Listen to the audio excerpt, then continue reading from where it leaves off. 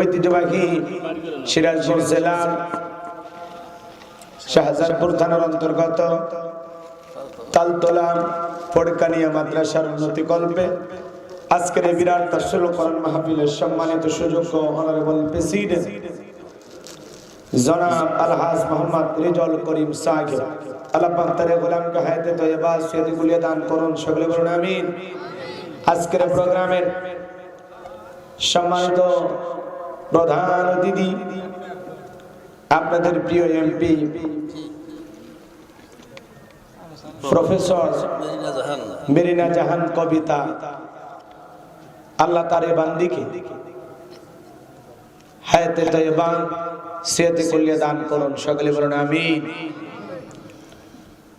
আদর্শ নেত্রী হিসেবে কবুল করুন, সকলে বলুন আমিন। আজকের প্রোগ্রামের বিশেষ অতিথি